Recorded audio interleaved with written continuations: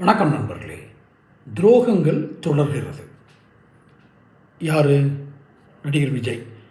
இவரை பற்றி பேசக்கூடாது, இவர் அதிகமாக விமர்சனம் பண்ணி இவரை பெரிய ஆளாக்க வேண்டாம், ஏன்னா பூஜ்ஜியம், ஒன்றும் பெரிய திறன் இல்லை, வெறும் ரசிகத்தன்மை உள்ள, அதுவும் ஒரு குறிப்பிட்ட வயதுக்குட்பட்டவர்கள் அதிகம் ரசிக்கக்கூடிய ஒரு ரசிகர்.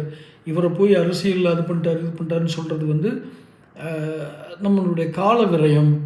இதெல்லாம் எதுக்கு செய்யணும் அப்படின்னு, இது தன்னால் மாறும், தானாக மாறுறதை போய் நம்ம போய் எதுக்கு சொல்லிக்கிட்டு அப்படின்னு நினச்சிட்டு இருந்தேன். ஆனால் இவர் திரை வாழ்க்கையிலேயே பல துரோகங்களை செய்திருக்கிறார் என்பது மிக மிக வெளிப்படையாக ஒருவர் நேர்காணலில் சொல்கிறார். யார்? ஆஸ்கார் ஃபிலிம்ஸ் அப்படிங்கிற நிறுவனத்தை சேர்ந்தவங்க. இப்போ அவங்க படம் தயாரிக்கிறது இல்லைன்னு நினைக்கிறேன்.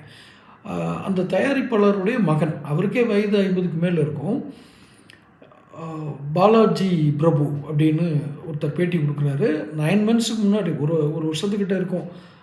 இது இன்றைக்கி ஃபெலிக்ஸ்னு ஒரு யூடியூப்பர் இருக்கார் பார்த்தீங்களா, அந்த ஃபெலிக்ஸோட இதுலேயே கொடுக்குறாரு. இன்றைக்கி அவர் தாவேக்கால கட்சியில் அந்த சேனல் தாவேக்கா சப்போர்ட்டர் இது. அதுலேயே பார்க்குறேன், இன்றைக்கி பார்க்குறேன்.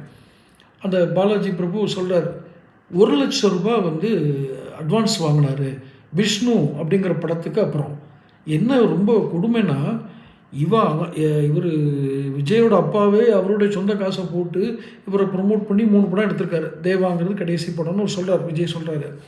விஷ்ணுங்கிற படம் இப்போ எடுத்துகிட்ருக்காங்க ஆஸ்கார் ஃபிலிம்ஸு. பாஸ்கர் அப்படின்னு அவர், அதாவது இப்போ சொல்கிற இந்த பேட்டியில் சொல்கிறவருடைய அப்பா, ஆஸ்கார் ஃபிலிம்ஸ் அந்த பாலாஜி பிரபுவோடைய அப்பா. அவர் விஷ்ணுங்கிற படம் எடுத்து முடிச்சாச்சு, நல்லா ஓடிச்சு. அதான் முதல் தயாரிப்பாளர், வெளியிலேருந்து எடுத்த முதல் தயாரிப்பாளர் விஷ்ணு தான்.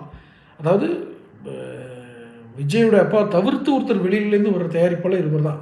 முதல்ல படம் எடுத்தவங்க இப்போ காசு போட்டு. அவங்களுக்கு அடுத்த படத்துக்கு 10 லட்ச ரூபா சம்பளம் பேசி 1 லட்ச ரூபா அட்வான்ஸ் கொடுத்துருக்காங்க. அதுக்கப்புறம் இவர் டேட்டே கொடுக்கல. அவங்கள இசையமைப்பாளரை போடு, இவங்களை கதாநாயகியை போட்டுன்னு கொஞ்சம் மார்க்கெட்டே இருக்குது. என்ன காரணம்னா, தான் ஒரு கமர்ஷியல் கமோடிட்டி, ஒரு வியாபாரத்துக்கான சாதனமாக மாறிவிட்டோம். இனியும் போய் குறைஞ்ச சம்பளத்துக்கு இது பண்ணணும்னு 1 லட்ச ரூபா அட்வான்ஸ் கொடுத்தாங்க. அவங்க யார்? இவங்க யாரும் தயாரிப்பாளர் வரமாட்டாங்களான்னு வாசலில் காத்திருக்கிறப்போ அவர் சொன்ன வார்த்தை. யார்?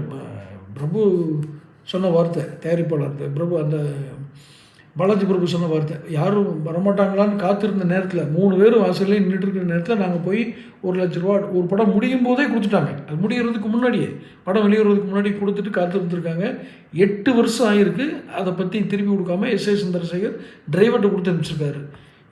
இவங்களுடைய துரோக கதைகள் இன்னும் தொடரும்னு நினைக்கிறேன். சேனலை சப்ஸ்கிரைப் பண்ணிக்கங்க.